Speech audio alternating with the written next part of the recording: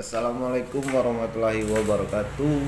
Selamat pagi, siang, sore, ataupun malam, dimanapun kawan-kawan atau besti-besti berada. Nah, untuk kali ini saya akan membahas upaya hukum yang dapat dilakukan atas pencemaran nama baik.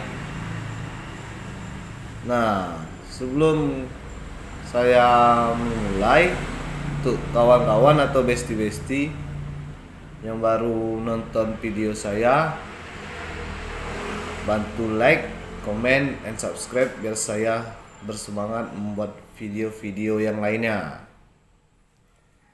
Nah, di pengancaman pencemaran nama baik itu sekarang sebagai tindak pidana, yang mana seiring berjalannya waktu, pola perilaku masyarakat sangat dipengaruhi dengan perkembangan teknologi. Nah, namun di dalam perkembangan teknologi itu merupakan perkembangan positif yang terjadi, ternyata memiliki potensi dalam memicu berbagai bentuk tindak pidana, kawan-kawan. Tindak pidananya yang berbasis online. Nah, misalnya itu pengancaman, pencemaran nama baik, atau mana banyaklah jadi online gitu ya. Nah, maka dari itu, untuk aturan tindak pidana pengancaman dalam hukum positif Indonesia. Nah, di dalam hukum positif Indonesia, pengancaman ini terkena ada dua pasal, pasal KUHP dan pasal Undang-Undang ITE, kawan-kawan, besti-besti. Nah, di dalam Kitab Undang-Undang Hukum Pidana atau KUHP, aturan yang mengenai tindak pidana pengancaman dalam KUHP dapat terlihat dalam pasal 368 KUHP, pasal 369 KUHP itu yang berbunyi, pasal 368 KUHP yang pertama itu, barang siapa dengan maksud menguntungkan diri sendiri atau orang lain secara melawan hukum, memaksa seseorang dengan kekerasan atau ancaman kekerasan untuk memberikan barang sesuatu yang seluruhnya atau sebagian adalah kepunyaan orang itu atau orang lain, atau supaya membuat hutang maupun menghapuskan piutang, diancam karena pemerasan dengan pidana penjara paling lama 9 bulan. Nah, ketentuan yang keduanya itu ketentuan pasal 365 ayat kedua dan keempat berlaku bagi kejahatan ini. Nah, itu yang berbunyi dalam pasal 368, kawan-kawan, besi-besi. Nah, itu bisa diancam pidana dan penjara paling lama itu 9 bulan.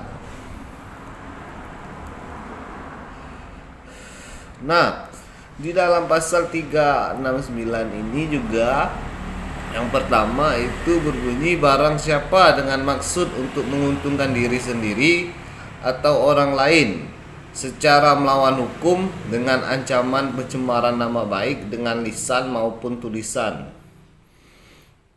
atau dengan ancaman akan membuka rahasia, memaksa seseorang supaya memberikan barang sesuatu yang seluruhnya atau sebagian kepunyaan orang itu atau orang lain, atau supaya membuat hutang atau menghapuskan utang diancam pidana paling lama 4 tahun. Nah, itu barang siapa yang mengancam, membocorkan rahasia, aib, itu diancam kawan-kawan 4 tahun paling lamanya. Nah, yang keduanya itu kejahatan ini dituntut kecuali atas pengaduan orang yang terkena kejahatan. Nah, di kedua pasal ini, pasal yang saya sebut tadi sama-sama mengatur mengenai tindak pidana pengancaman. Perbedaan terletak pada pengaturan pasal 368 KUHP yang mengatur mengenai tindakan ancaman menggunakan kekerasan atau ancaman kekerasan sebagai kejahatan biasa. Sedangkan di dalam pasal 369 KUHP mengatur mengenai tindak pidana pengancaman pencemaran nama baik yang termasuk dalam delik aduan. Nah, itu tadi di dalam pidananya. Nah, jika kita merunut ke dalam Undang-Undang ITE-nya itu juga ada yang mengatur tentang pidananya.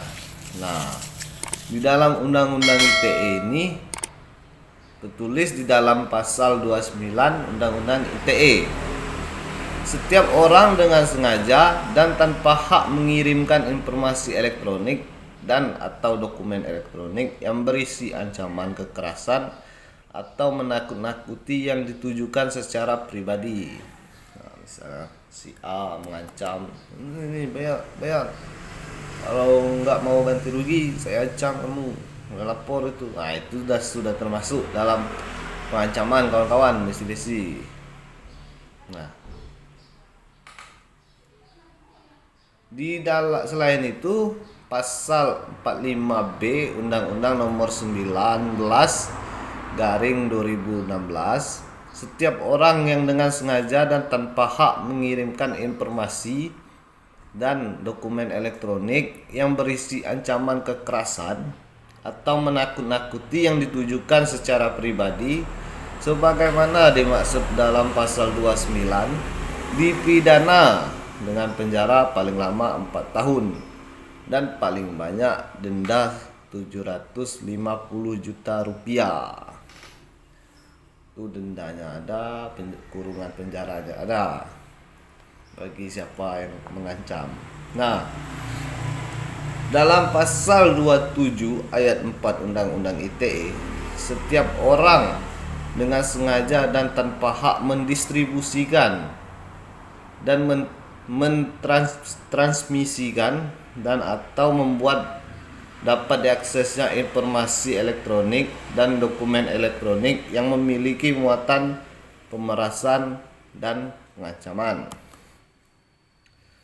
Sesudah itu di pasal 45 ayat 4 Undang-Undang Nomor 19 tahun 2016, setiap orang yang dengan sengaja dan tanpa hak mendistribusikan atau mentransmisikan atau membuat dapat diaksesnya informasi elektronik dan atau dokumen elektronik yang memiliki muatan pemerasan dan pengancaman sebagaimana dimaksud dalam pasal 27 ayat 4 dipidana penjara paling lama 6 tahun dan denda paling banyak 1 miliar rupiah. Nah, itu nggak tanggung-tanggung kawan-kawan. Nah, selain itu di dalam pasal 27 ayat 4 sesuai dengan pedoman pelaksanaan pasal-pasal tertentu dalam Undang-Undang tentang Informasi dan Transaksi Elektronik, norma pidana di pasal 27 ayat 4 mengacu pada pasal 368 KUHP juga menyebutkan di butir 4F catatan terkait norma pidana merujuk kekerasan. Oleh karena itu konteks di pasal 27 ayat 4 berbentuk perbuatan yang bisa jatuh pada norma pidana. Pasal ini hanyalah ancaman kekerasan. Walaupun hanya mengancam, jadi teman-teman besti-besti juga bisa melaporkan. Itu sudah terkena pidananya. Nah, dalam pasal 29, bentuk dari pengancaman itu sendiri yang dimaksud dalam pasal 29 tadi terdiri dari pesan, surat elektronik, gambar, suara, video, tulisan, dan atau bentuk informasi elektronik atau dokumen elektronik lainnya. Yang lebih lanjut mengenai pedoman implementasi pasal 29 Undang-Undang ITE pada bagian huruf huruf D telah dijelaskan bahwa ancaman berpotensi untuk diwujudkan meskipun hanya dikirimkan satu kali saja. Pada bagian huruf I telah menjelaskan pasal 29 Undang-Undang ITE merupakan delik umum. Dalam pelaporannya, korban tidak harus melakukannya sendiri. Nah, kawan-kawan besti-besti, berdasarkan uraian yang saya sebut tadi, dapat kita simpulkan sama-sama bahwa pada hakikatnya tindakan yang diakari dari Kitab Undang-Undang Hukum Pidana atau KUHP, khususnya pada pasal 368 dan pasal 369 KUHP, peningkatan penggunaan media daring, media sosial, media online selama masa pandemi kemarin sampai saat ini memiliki potensi untuk meningkatkan angka kasus pengancaman, kawan-kawan besti-besti. Ancaman tersebut melainkan di ranah online. Oleh karena itu, kawan-kawan besti-besti, pemerintah membuat regulasi yang diatur berdasarkan Undang-Undang ITE, khususnya pada pasal 29 Undang-Undang ITE junto pasal 45B Undang-Undang Nomor 19 Tahun 2016 dan pasal 27 ayat 4 Undang-Undang ITE junto pasal 45 ayat 4 Undang-Undang Nomor 19 Tahun 2016 mengenai tindak pidana pengancaman melalui media online. Nah, untuk kawan-kawan besti-besti, mungkin itu saja penjelasan singkat dari saya upaya hukum dari pengancaman tindak pidana online. Mungkin apabila saya ada salah kata, saya meminta maaf. Dan jangan lupa juga untuk like, comment, and subscribe biar saya terus bersemangat membuat video-video yang lainnya. Nah, teman-teman besti-besti dimanapun kalian berada, saya akhiri. Wassalamualaikum warahmatullahi wabarakatuh.